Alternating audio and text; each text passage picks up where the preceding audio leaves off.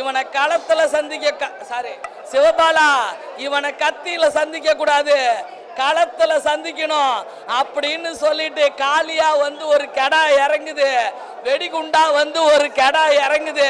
இந்த கெடா சண்டையெல்லாம் 1820 ஜாக்கி கொடுத்துருக்குறாங்க நம்ம தமிழ்நாட்டில். அது மதுரை மண்ணில் ஒரு படம் எடுத்து அப்படி வின்னு பண்ணியிருக்கிறாங்க. படம் வந்து பொங்கலுக்கு வந்துருந்துச்சுன்னா பொங்கி வலிஞ்சிருக்கும். உண்மையாலுமே சொல்கிறேன், சுகந்தி அக்கா சொன்னால் கரெக்டாக இருக்கும். படம் வேற லெவல்ல எடுத்திருக்காரு.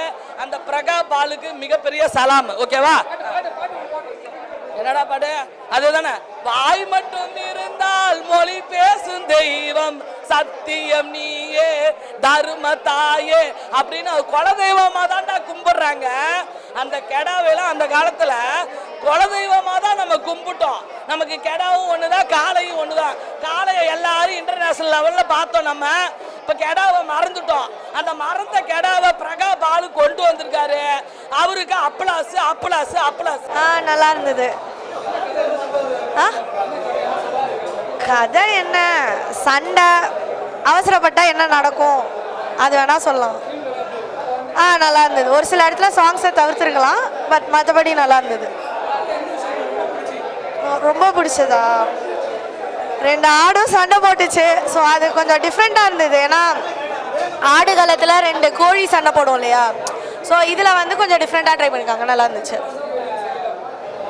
2மே நல்லா தான் இருந்தது. பார்க்கலாம்.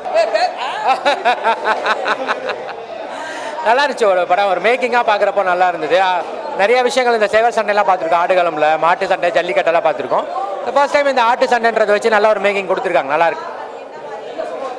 ஆட்டு சண்டை தான், ஆட்டு சண்டையை வச்சு 2 பேருக்கு நடுவில் வர ஈகோ கிளாஷ்னால என்னெல்லாம் நடக்குதுன்றதை காட்டியிருக்காங்க. படத்தை டைமிங் மட்டும் கொஞ்சம் கம்மி பண்ணியிருக்கலாம், ஒரு 20 மினிட்ஸ் கம்மி பண்ணியிருந்தா படம் இன்னும் நல்லா கிறிஸ்பாக. அதெல்லாம் நல்லா இருந்தது, அந்த மேக்கிங்லாம் நல்லா இருந்தது. பட் இந்த லவ் சீன்ஸில் இந்த லவ் சாங்லாம் கொஞ்சம் கட் பண்ணியிருக்கலாம். கட் பண்ணி 2 ஹவர்ஸ்க்குள்ளே கொடுத்துருந்தாங்கன்னா நல்லா இருந்திருக்கும் இன்னுமே. அந்த ஜல்லிக்கட்டுன்னு ஒரு படம் வந்ததுல அந்த மாதிரி ஒரு சாயலில் இருக்குது. பட் அதை தாண்டி படமாக பார்க்குறப்போ உங்களுக்கு அது நம்ம ஊர் ஃப்ளேவர் தான். ஏன்னா மதுரையில் எடுத்தனால நம்ம ஊர் ஃப்ளேவர் நிறையாவே இருக்குது. நல்லா பண்ணியிருக்காங்க அவர்களுக்கு. அதான் 20 மினிட்ஸ் கட் பண்ணியிருந்தா இன்னும் நல்லா இருந்திருக்கும். அது அந்த ஆட்டு சண்டை அதை மேக் பண்ண விதம் இருக்குல்ல, அந்த ஆட்டு சண்டையை வச்சு அவங்க களத்தில் காட்டினது ரொம்ப ரியலிஸ்டிக்காக இருக்குது. தத்ரூபமாக காட்ட முயற்சி பண்ணியிருக்காங்க. அது ஒர்க் அவுட் ஆயிருக்கு நல்லாவே. பார்க்கலாம். மூவி ரொம்ப நல்லா இருந்துச்சு. அண்ட் வந்து டைரக்ஷன் ரொம்ப நல்லா பண்ணியிருக்காங்க. அண்ட் இந்த மூவி வந்து எதுலேருந்து ஸ்டார்ட் பண்ணாங்களோ அதிலே முடிச்சிருக்காங்க. அண்ட் கேமராமேன் ரொம்ப நல்லா ஒர்க் பண்ணியிருக்காரு. தேங்க்யூ. ரொம்ப இன்ட்ரெஸ்டாக இருக்குது, போர் இல்லாமல் போகுது ஸ்டார்டிங்லேருந்தே.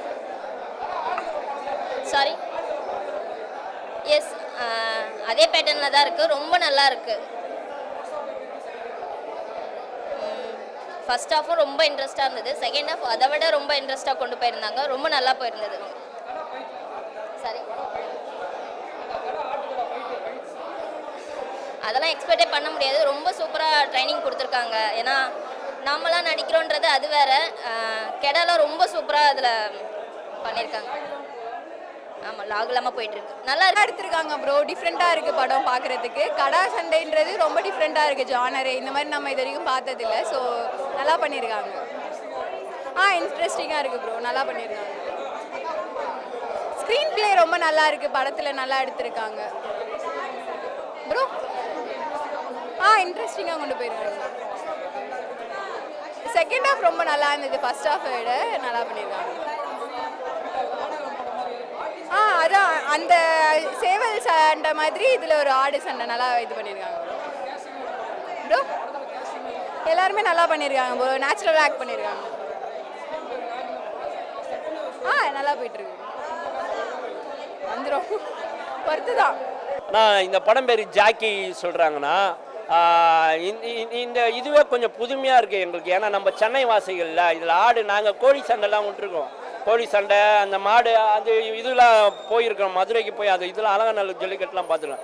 பட் ஆடு சண்டை புதுசாக இருந்தது, ரொம்ப அழகாக இருந்தது. எனக்கு ஒரு வருத்தம் என்னென்னா, ஆடை வச்சு அந்த களத்தில் சண்டை போடுறதுனால இது ஆடுகளம்னு பேர் வைக்கலையே.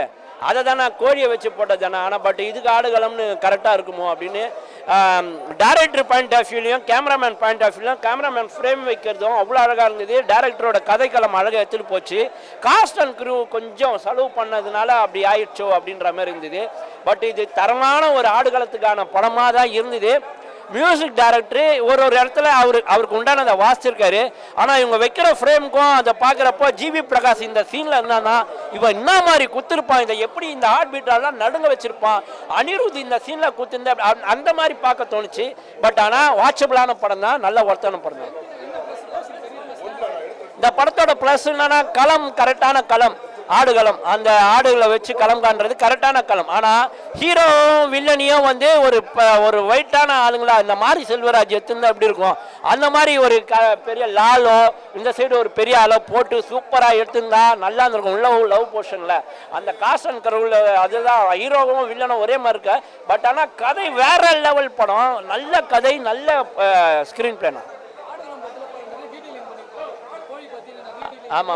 ஆமாம் இதுலேயும் டீட்டெயிலிங் ஆரம்பத்திலே ஒரு கார்ட்டூனில் சொல்லிடுறாங்க, இதுதான் டீட்டெயிலிங், இதுதான் நம்மளை ஒரு செட்டப்பில் உட்கார வச்சதுக்கப்புறம் நம்ம அதை நோக்கி நம்ம என்ன டீட்டெயில் கொடுத்தாலும் ஏற்புடையதாக இருக்குது, பார்க்குற மாதிரி இருக்குது. வாட்ச் டாக்கி படம் பார்த்துட்டு வர உண்மையிலே ரொம்ப நல்லா இருக்குது. இந்த எக்ஸ்பெக்ட் பண்ணல. ஓகேங்களா, ஒரு நார்மலான படமாக தான் இருக்கும்னு நினச்சேன். பட் இந்த அளவுக்கு ஒருத்தரால் புது படத்தையே கொடுக்க முடியும் அப்படின்ற மாதிரி எனக்கே ஷாக்கிங்காக இருக்குது. நல்லா இருக்குது. ஃபைனல் தான் ப்ரோ. அந்த ஆடு கம்பா கொண்டு கொடுக்க பாருங்க, மோந்து பார்த்துட்டு அதெல்லாம் வேற மாதிரி எனக்கு கூஸ் ஆயிடுச்சு, வேற மாதிரி இருந்தது. ஃபைட்லாம் எந்த ஃபைட்டாக இருந்தாலும் நேர்மையாக பண்ணணும் ப்ரோ, நேர்மையாக இருக்கணும், பின்னாடி குத்தக்கூடாது, நேர்மையாக பண்ணிட்டு கரெக்டாக எடுத்துன்னு போயிடணும். அதான் சொல்ல வராங்க. ரொம்ப நல்லா இருக்கு. ஸ்க்ரீன் பிளேலாம் பெரிய ப்ளஸ் ப்ரோ. ஸ்க்ரீன் பிளே பேக்கிங்லாம் இந்த படத்துக்கு மிகப்பெரிய ப்ளஸ்.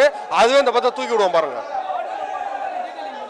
ஆமாம், எல்லாமே இருக்கு. அந்த ஆடுகளோட ஃபைட்லாம் முன்னாடி அந்த வரலாறுலாம் எப்படி இருக்குன்றத பண்ணிடுறாங்க. அந்த ஒரு வரலாறு இருக்கும்ல, அதெல்லாம் கரெக்டாக காட்டிடுறாங்க. அது அப்பா தலைமுறையிலேருந்து எப்படி வருது அதெல்லாம் காட்டிடுறாங்க. ரொம்ப ஹீரோக்கெல்லாம் ரொம்ப கூடுதலானாலும் படத்தின் தேவையோ அதை கரெக்டாக ஊற்றுறாங்க. கதை நல்லா இருக்கு ப்ரோ. கதையில் தான் ப்ரோ அட்வான்டேஜ் இது படம். அதான் அந்த மேக்கிங்கில், கதையில், சண்டையில் தான் அட்வான்டேஜ். கிடா மெயினாக ஹீரோ, கிடா தான் மாதிரி ப்ளஸ் பாயிண்ட். நல்லா நடிச்சிருக்கு அந்த கிடா, காளி கிடா. ஒர்த்து உண்மையிலேயே நீங்கள் படம் வயசு பார்த்தீங்கன்னா ஒர்த்து. பட் இதெல்லாம் ட்ரை பண்ணக்கூடாது. பட் படமாக என்டர்டைன்மெண்ட்டாக பார்த்தீங்கன்னா ஒர்த்து, உங்களுக்கு ஒட்டி ஃபீலிங்காக இருக்கும். படம் உண்மையிலே சூப்பராக இருந்ததுங்க. இது செம்ம ஃபீல். என்னன்னா நான் அதாவது கோழி சண்டையெல்லாம் பார்த்துருக்கேன். பட் ஆடு சண்டையில் எனக்கு இந்த படத்தில் ரொம்ப பிடிச்சி வச்சுன்னா ரொம்ப ரியாலிட்டிக்காக இருந்த மாதிரி இருந்தது. உண்மையிலே நம்ம களத்தில் உட்காந்து ஒரு 2 ஆடு சண்டை போடும்போது பார்த்து போகல, அந்த ஒரு ஃபீலை வந்து ஒரிஜினலாக கொடுத்துருந்தாங்க.